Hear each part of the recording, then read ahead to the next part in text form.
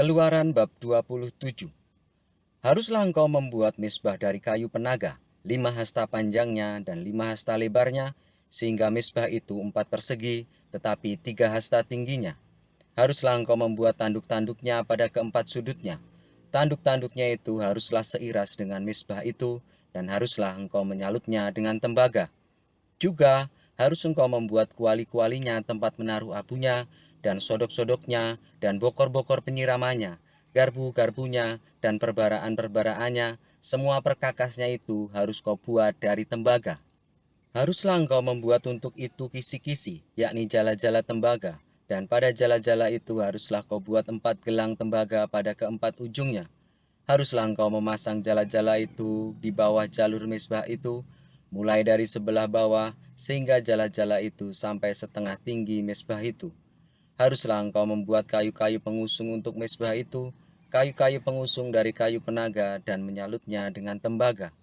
Kayu-kayu pengusungnya itu haruslah dimasukkan ke dalam gelang-gelang itu, dan kayu-kayu pengusung itu haruslah ada pada kedua rusuk mezbah itu waktu mezbah itu diangkut. Mezbah itu harus kau buat berongga dan dari papan, seperti yang ditunjukkan kepadamu di atas gunung itu. Demikianlah harus dibuat mezbah itu. Haruslah engkau membuat pelataran kemah suci. Untuk pelataran itu pada sebelah selatan harus dibuat layar dari lenan halus yang dipintal benangnya. 100 hasta panjangnya pada sisi yang satu itu. Tiang-tiangnya harus ada 20, dan alas-alas tiang itu harus 20 dari tembaga, tetapi kaitan-kaitan tiang itu dan penyambung-penyambungnya harus dari perak.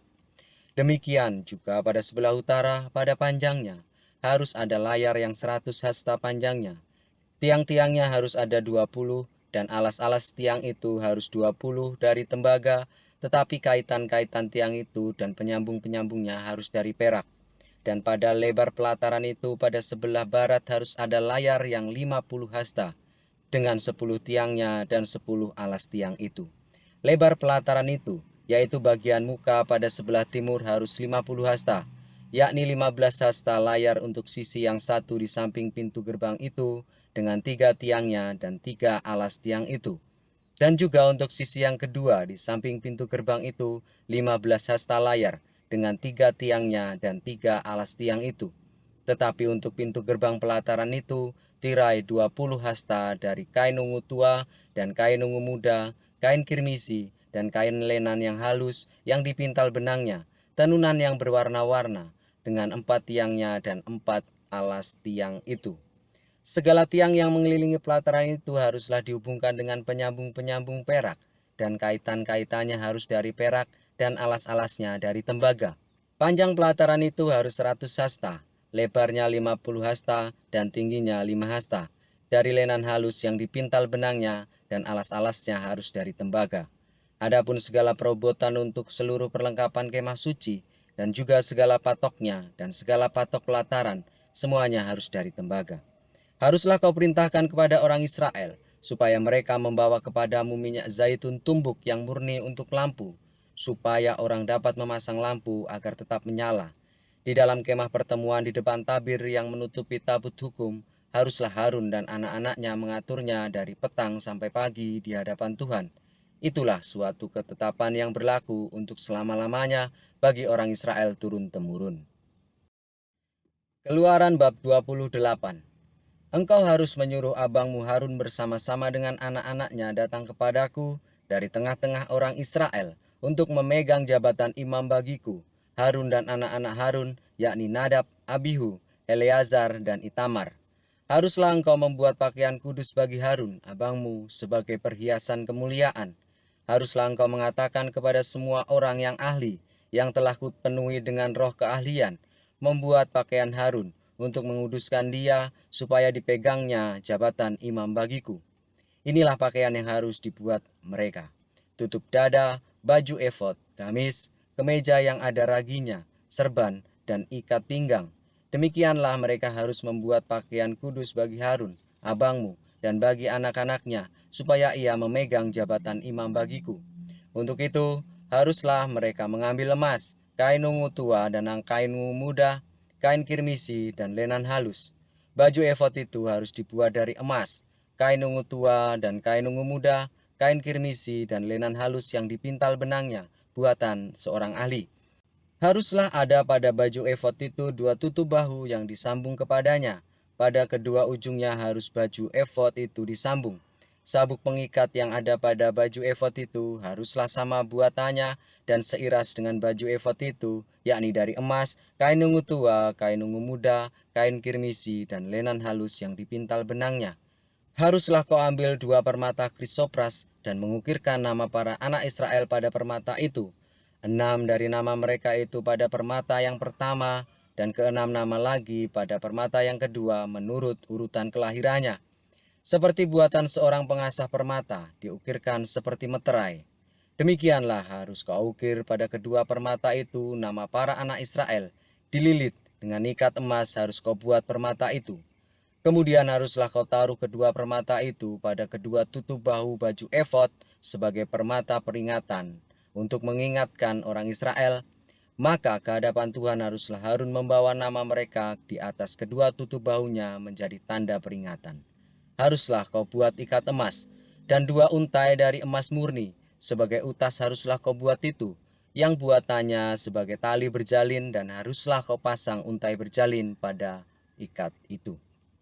Haruslah engkau membuat tutup dada pernyataan keputusan, buatan seorang ahli, buatannya sama dengan baju efod. Demikianlah harus engkau membuatnya, yakni dari kain emas, kain ungu tua, kain ungu muda, kain kirmisi, dan lenan halus yang dipintal benangnya, haruslah engkau membuatnya. Haruslah itu 4 persegi, lipat 2, sejengkal panjangnya dan sejengkal lebarnya. Haruslah kau tatah itu dengan permata tatahan, 4 jajar permata, permata yaspis merah, krisolit, malakit, itulah jajar yang pertama. Jajar yang kedua, permata batu darah, lazurit, yaspis hijau. Jajar yang ketiga, permata ambar, aki, kecubung. Jajar yang keempat, permata pirus, krisopras, dan nefrit. Dengan berikatkan emas, demikianlah permata-permata itu dalam tatahannya. Sesuai dengan nama para anak Israel, permata itu haruslah 12 banyaknya. Dan pada tiap-tiap permata haruslah ada diukirkan seperti meterai, nama salah satu suku dari yang 12 itu.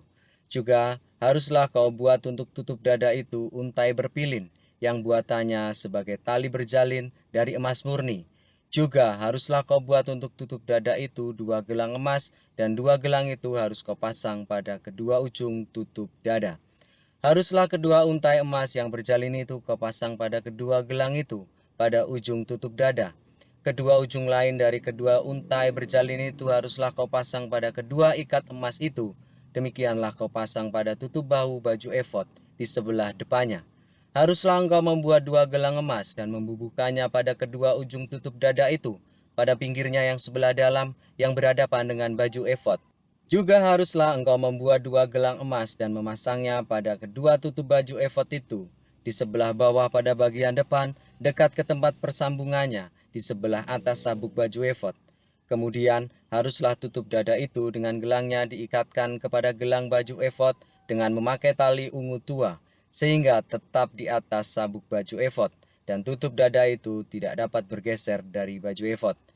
Demikianlah di atas jantungnya harus dibawa Harun nama para anak Israel pada tutup dada pernyataan keputusan itu, apabila ia masuk ke dalam tempat kudus, supaya menjadi tanda peringatan yang tetap di hadapan Tuhan. Dan di dalam tutup dada pernyataan keputusan itu, haruslah kau taruh urin dan tumim.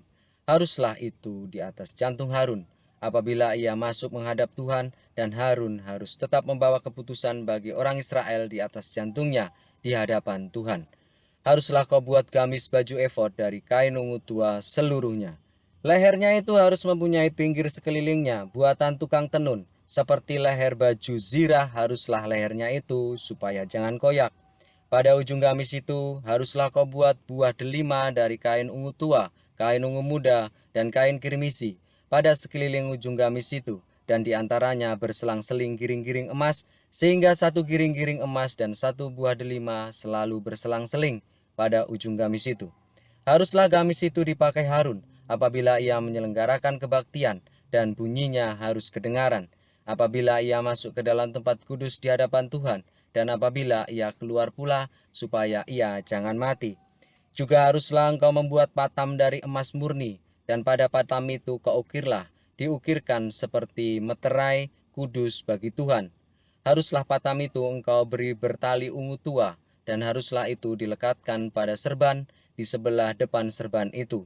Patam itu haruslah ada pada dahi Harun, dan Harun harus menanggung akibat kesalahan terhadap segala yang dikuduskan oleh orang Israel, yakni terhadap segala persembahan kudusnya. Maka haruslah patam itu tetap ada pada dahinya, sehingga Tuhan berkenan akan mereka. Haruslah engkau menenun kemeja dengan ada raginya dari lenan halus dan membuat serban dari lenan halus, dan haruslah kau buat ikat pinggang dari tenunan yang berwarna-warna. Juga bagi anak-anak Harun haruslah kau buat kemeja-kemeja, dan haruslah kau buat ikat-ikat pinggang bagi mereka, dan destar-destar haruslah kau buat bagi mereka untuk menjadi perhiasan kemuliaan. Maka semuanya itu harus kau kenakan kepada abangmu Harun bersama dengan anak-anaknya. Kemudian engkau harus mengurapi, mentabiskan dan menguduskan mereka, sehingga mereka dapat memegang jabatan imam bagiku. Buatlah celana-celana lenan bagi mereka untuk menutupi daging auratnya. Celana itu haruslah dari pinggang sampai paha panjangnya. Harun dan anak-anak haruslah memakainya apabila mereka masuk ke dalam kemah pertemuan, atau apabila mereka datang ke mezbah untuk menyelenggarakan kebaktian di tempat kudus, supaya mereka jangan membawa kesalahan kepada dirinya lalu mati. Itulah suatu ketetapan untuk selama-lamanya baginya dan bagi keturunannya.